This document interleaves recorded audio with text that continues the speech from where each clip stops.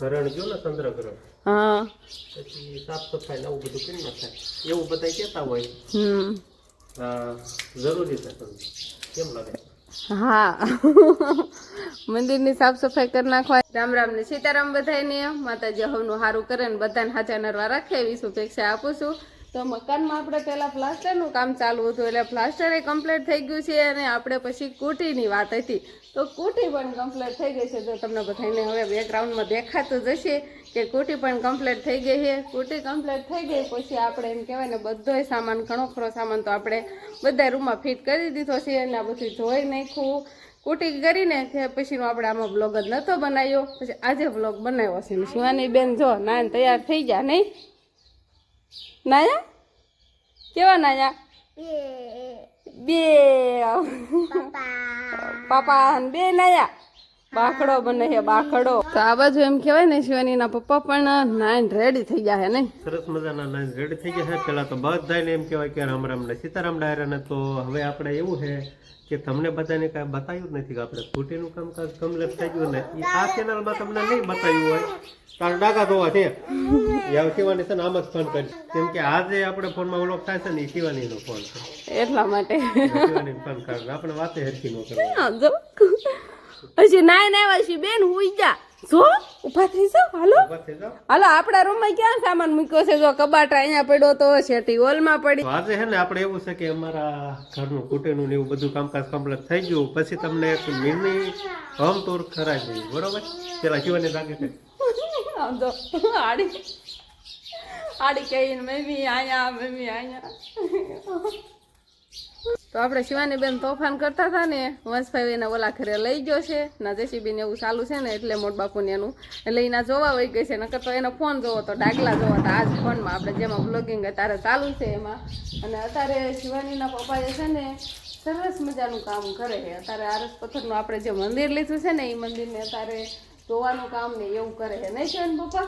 કેમ કે છે ને ઘરણ જો ને ચંદ્રગ્રહ હા પછી સાફ સફાઈ ને આવું બધું કરી નાખાય એવું બધા કહેતા હોય. જરૂરી છે તમને કેમ લાગે? હા મંદિરની સાફ સફાઈ કરી નાખવાની પછી પાછા ભગવાનને બેસાડી દેવાના ને ગૌખળની સાઠ નાખવાની એવું હોય ને? હા તો હાલો તો એવું કામ હાલે છે. તારે સારું મંદિર ધોઈ નાખજો ને આપણું મંદિર પણ એવું કાંઈ આમ સરસ મજાનું લાગે ને કાંઈ ઘટે નહીં એવું નહીં? હા અને અત્યારે ભગવાનને છે ને બધા ભગવાનને અત્યારે જો અહીંયા લઈ લીધા છે.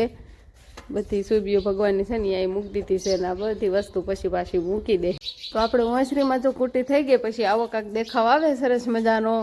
અને આપણે છે ને કાંઈ ઝુમર ને એવું બધું કાંઈ ટીંગાડવાનું નથી. આ માછલી વાળું છે પણ આને તો ઉતાર્યું જ નથી. બધા ઝુમરને જે કાંઈ હતું ને બધું લઈ લીધું કુટી તાણે. આ એક વસ્તુ એને રહેવા દીધી છે. આને જો ધોવાનું છે અને બાકી જો સરસ મજાની કુટી કમ્પ્લીટ થઈ ગઈ છે.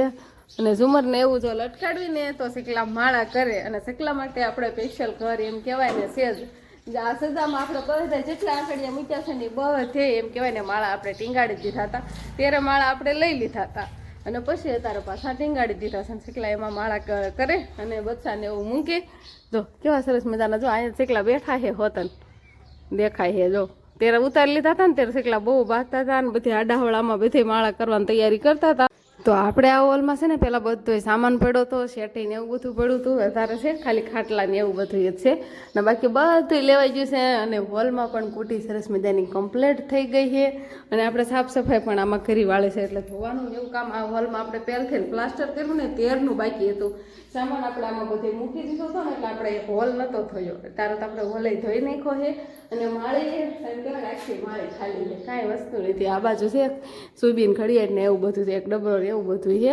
થોડું ઘણું છે સામાન. આ હોલમાં અમારા ખાટલા છે કૂવા બેહવાના એટલે આ હોલમાં બાકી બીજો કાંઈ સામાન છે નહીં. અને આપણે હવેનો રૂમ છે જે પહેલો રૂમ એમાં અમારો સામાન બધો મૂકી દીધો છે. તો આ છે આપણો રૂમ. આપણે છે ને કબાટને આપણે આ ફેરું ઓલી બાજુ મૂક્યો છે. આના ઘરે આપણે કબાટ પહેલાં અહીંયા પડ્યો રહેતો હતો એટલે કબાટ ટેબલ બધી વસ્તુ જતી રહી છે એટલે ઘણી જગ્યા થઈ ગઈ છે રૂમમાં. જો અત્યારે રૂમ એમ કહેવાય ને ઘણો ખાલી ખાલી લાગે. આ બાજુ આપણે જો અહીંયા કબાટ રહેતો હતો અને અહીંયા ટેબલ હોય એટલે આ થોડીક વધારે હકડાશ પડતી હતી. અને આ બાજુ જો સરસ મજાનો કબાટ ના મૂકી દીધો અને શેટી આપણે આ બાજુ લઈ લીધી છે. અને હાવ ખૂણામાં છે એટલે ઘણી ખરી જગ્યા તો પાછળ હતી ને એટલે એ આ બાજુ છૂટી થઈ ગઈ એટલે આ બાજુ હાલવા ચાલવામાં બેહવામાં એમાં બધે સારું રહે. અને માએ આપણે જો વાસણ ને એવું બધું ગોઠવી દીધું છે, કબાટમાંથી આ રીતે કાંક ગોઠવી દીધું છે, અને આ બાજુ કાંક વાસણ ને એવું બધું છે, અને પંખો પણ આપણે લગાવી દીધો છે, અને આ બાજુ જો સરસ મજાના કાચના ગ્લાસ ને રાધે કૃષ્ણની સુબી અને શિવાની બેનના કપડાં ને એવું આપણે હેઠલા ખાનામાં. તો આવો કાંક આપણો રૂમ છે. આવી રીતનો બધો કાંક સામાન આપણે મૂકી દીધો છે. પહેલાં હોલમાં હતો અને કાંક કબાટ ને એવું બધું બહાર પડ્યું હતું, બધું નોખું નોખું એમ કહેવાય ને પડ્યું. તો આપણે શિવાનીના પપ્પાએ છે ને ભગવાનને પાછા બેસાડી દીધા છે સરસ મજાના. જો કેવું મંદિર પાછું સરસ મજાનું સાફ કરવાયું અને ભગવાનને પાછા બેસાડી દીધા છે. કૃષ્ણ ભગવાનને આપણે અહીંયા બેસાડ્યા છે. તો આવું કામ શિવાની પપ્પાએ કમ્પ્લીટ કરી વાળ્યું છે. આમાં ગૌખળ એવું બધું છે, ને હોપારી ને દિવલિયા ને એવું બધું થાળીમાં પડ્યું છે. અને અત્યારે શિવાનીના પપ્પાને હવે નવરા થઈ ગયા એટલે મોબાઈલ જોવાનું કામ ચાલુ કરી દીધું. મોબાઈલ જોવાનું કામકાજ ચાલુ કરી દીધું. કેટલી વાર લાગી છે સાફ સફાઈ કરવાની? થોડી વાર તો લાગે ને? વાર તો લાગે તેને. થોડું વ્યવસ્થિત સાફ સફાઈ કરવી પડે. હા એવું બધું હોય. તમારે શું કામકાજ હાલે છે? નકર આટા મારવા સિવાય બીજું કઈ કામ જ નહીં.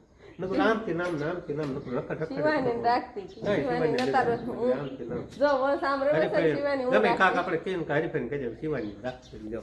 તો તમે શું કામ કર્યું એમ કહો? મેં કઈ બસ ઓલી સાફ સફાઈ કરી, પછી અહીંયા બેઠો. હા બસ બેહવાનું કામ કરો તો શિવાની તમે રાખો તો મારે કેટલું કામ છે. અત્યારે કે શિવાની અત્યારે શિવાની ઓલા ઘરે વહી ગઈ. તો હવે શું કરવું? હવે કાંઈ નહીં, મારે રસોઈ તૈયાર કરીને ગાજર ખોદવા જવું છે. ગાજરનો સંભારો બનાવવાનો છે. સંભારો બનાવવાનો? હા. તો જ ના એટલા ખોદવાના હોય. અમે ઢોર ને નીણ બીણ નાખવાની હોય તો ગાહડી હોય. હવે આટલા હોય તો ઘડીક વારમાં થઈ જાય. અચ્છા હાલો વાસીદું કરવાનું છે. હાલો તો તમે મને ગાજર ખોદી આપો એટલે હું વાસીદું કરવાળું. પછી ગાજરનો આપણે સરસ મજાનો સંભારો બનાવવાનો છે, પછી રોટલી બનાવવાની. તારે જે કરવું એ કર, હું કચ્છું કામ નહીં કરવાનું. હું તો ઘડીક બેહવાનું. જોઈ લીધું ને તમે તો મને કે તું કામ હું કરશો, તો એનાથી કે એક જ કામ એને કર્યું. ભગવાનનું મંદિર સરસ મજાનું સાફ કર્યું અને ભગવાનને બેસાડ્યા. એ એક સારું કામ કર્યું, પણ બીજું કાંઈ હવે કામ જ નહીં કરે. બસ આમ બેસે મોબાઈલ જોશે નહીં. અને આપણે બધા રૂમમાં એમ કહેવાય ને, બધા રૂમ ને રસોડું ને એવું બધું કમ્પ્લીટ થવાઈ ગયું છે. એક આ રૂમ થવાનો બાકી છે, કેમ કે આમાં પછી ટાઈમ મળ્યો ને સેટીને એવું બધું આમાં પહેલાં અગાઉ લઈ લીધું હતું. આ મોટા ભાઈનો એનો રૂમ છે, અને આ બાજુનો રૂમ છે આપણે બધું સામાન મૂકવાનો રૂમ થાય આવડો. આમાં કુટીને એવું તો બધું કમ્પ્લીટ થઈ જ ગયું છે. કુટી તો જો કે છે ને બે બાજુના વોલ, ચારે રૂમ, ઓસરી, રસોડા, પછી આ બહારનું સજવું હોય સજામાં, અને બાકી હું બાથરૂમ, બે બાજુના 4 તો બાથરૂમ થાય, અને સીડી નીચે. હા એટલામાં કુટી આપણે કમ્પ્લીટ થઈ ગઈ છે નહીં?